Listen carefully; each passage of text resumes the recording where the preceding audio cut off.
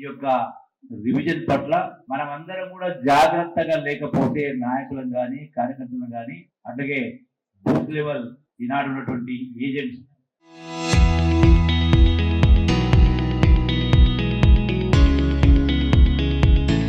BLS కానీ మనం పట్టించుకోకపోతే ఏమాత్రం అజాగ్రత్తగా ఉన్నా ప్రమాదం ముందుకొస్తుంది. రేపు ఎవరు ఎంపీపీలు కావాలన్నా జడ్పీటీసీ కావాలన్నా ఏ ఎన్నిక జరిగినా కూడా అది ఎమ్మెల్యే అయినా ఎంపీ అయినా రాష్ట్రంలో మళ్ళీ కాంగ్రెస్ పార్టీ అధికారం రావాలన్నా జాతీయ స్థాయిలో రాహుల్ గాంధీ గారు ప్రధానమంత్రి కావాలంటే మనము ఈ వచ్చేటువంటి సర్ ప్రక్రియ ఉందో జూన్ 25 నుంచి అంటే సుమారుగా 40 రోజుల పాటు దీన్ని పూర్తిగా ఈ 40 రోజుల పాటు కంప్లీట్ గా మనం దీని పట్ల శ్రద్ధ వహిస్తేనే అది సాధ్యమవుతుంది. కరెక్ట్ చూసుకోవాల్సింది అవసరం ఉంది. అందుకే ప్రతి బిఎల్ఏ కూడా బిఎల్ఓ ఎక్కడ ఏ ఇంటికి వెళ్తే అక్కడికి వెళ్ళి వాళ్ళతో సత్సంబంధాలు పెట్టుకోవాలి. వాళ్ళతో పంచాయతీ కొట్లాట పెట్టుకోకుండా వాళ్ళతో సత్సంబంధాలు పెట్టుకునే కార్యక్రమం చేసి మన యొక్క ఓటర్ సంబంధించి ఎక్కడ కూడా పొరపాటు జరగకుండా జాగ్రత్తలు తీసుకోవాలి. ముఖ్యంగా ఇప్పుడు చనిపోయిన వాళ్ళను తీసేయవచ్చు, అట్లాగే డబ్బులు ఉన్న వాళ్ళను తీసేయవచ్చు. కానీ ఎక్కడ ప్రమాదం ఉంటుందంటే మెయిన్ గా ఇంతకుముందు చెప్పినట్టుగా సరే పని వలస పోయిన వాళ్ళు ఉంటారు. ఇక్కడ నుంచి మహారాష్ట్రలో పోయిన వాళ్ళు చాలా మంది ఉంటారు. కొంత సెక్షన్ హైదరాబాద్ లో పోయిన వాళ్ళు ఉంటారు. వివిధ వృత్తుల వల్ల వాళ్ళ యొక్క బతుకుల కోసం పోయిన వాళ్ళు. సో వాళ్ళ పేర్లు తొలగించే అవకాశం ఎక్కువ ఉంటుంది. అట్లాగే మైనార్టీలకు సంబంధించి కూడా ఎందుకంటే ఆ ఇంటి పెద్ద మనిషి లేకపోతే అక్కడ అలో చేయదు జనరల్గా. సో అక్కడ కూడా సమస్య వస్తుంది.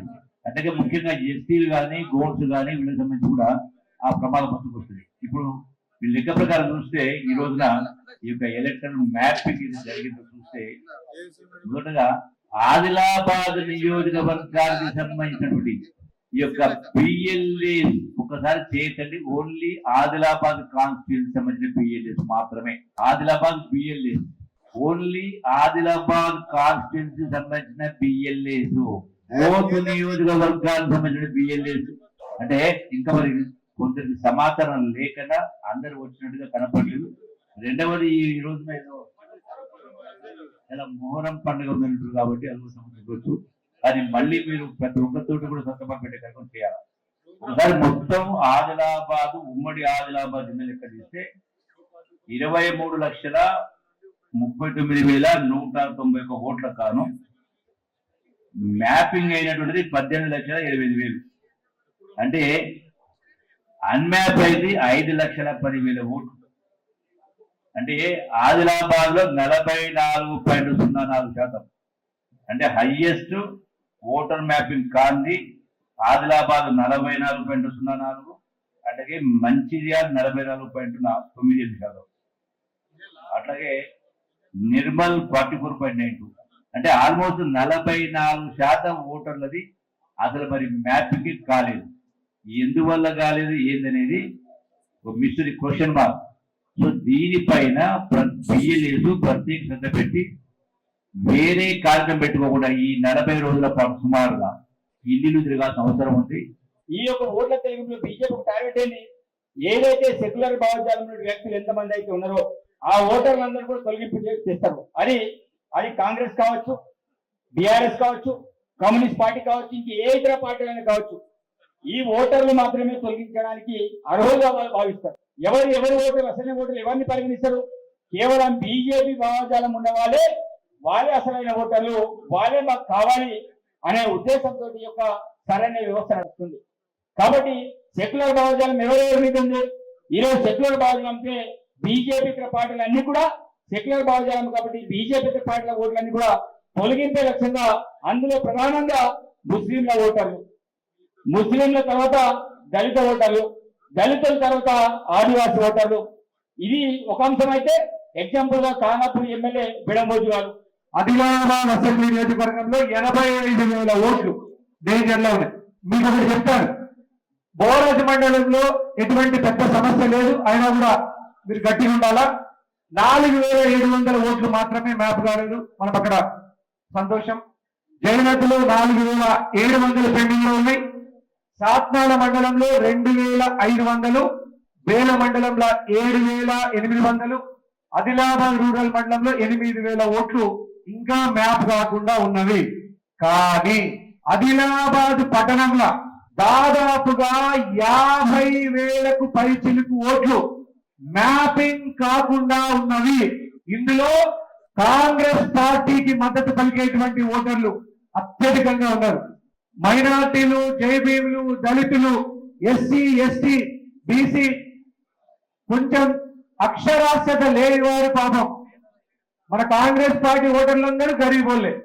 ఆ గరీబోళ్ళ ఓట్లు డేంజర్ లో ఉన్నాయి. బిఎల్ఏ టూలందరికీ నేను చెప్పదలుచుకున్నా. నంబర్ 1, మీకు సూపర్ బిఎల్ఏ 292 బిఎల్ఏలకు పైగా వారి మీద 30 మంది సూపర్వైజర్లు నియమించడం జరిగింది. 30 మంది, 10 బూతులకు ఒక సూపర్వైజర్ని నియమించడం జరిగింది. సూపర్వైజర్లు మీ పర్ఫార్మెన్స్ ని, మీరు పని చేస్తున్నటువంటి విధానాన్ని నా క్యాంప్ ఆఫీస్ లో, డిసిసి ఆఫీస్ లో ఒక వార్ రూమ్ ఏర్పాటు చేయడం జరిగింది. సూపర్వైజర్లందరికీ కూడా వార్ రూమ్ నంబర్ ఇవ్వడం జరిగింది. ప్రతిరోజు సూపర్వైజర్లు వార్ రూమ్ కి బిఎల్ఏల రిపోర్టు, బిఎల్ఓల రిపోర్టు రెండింటినీ వారి పనితీరుని అనుసంధానం చేస్తారు. ఓట్ల డిలీషన్ అంటే ఓట్ల తొలగింపు 4 కారణాలు. ఒక కారణం యాబ్సెంట్, యాబ్సెంట్ అంటే గైర్హాజరు. రెండో కారణం వేరే చోటికి వెళ్ళడం. మూడో కారణం చనిపోయిన. నాలుగో కారణం నకిలీ లేదా డూప్లికేట్ ఓట్. డూప్లికేట్ ఓట్ల మీద మనకి ఇబ్బంది లేదు. చనిపోయిన వారి ఓటు తీయడంలో మనకి ఇబ్బంది లేదు.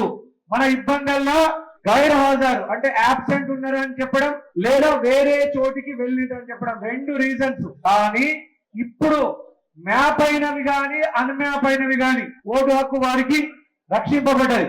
కానీ తీసేసిన వాటు అంటే 30 ఓట్లలో 5 ఓట్లు తీసేస్తే ఆ 5 ఓట్లు ఎందుకు తీసేశారనేది గట్టిగా దబాయించి ప్రశ్నించండి.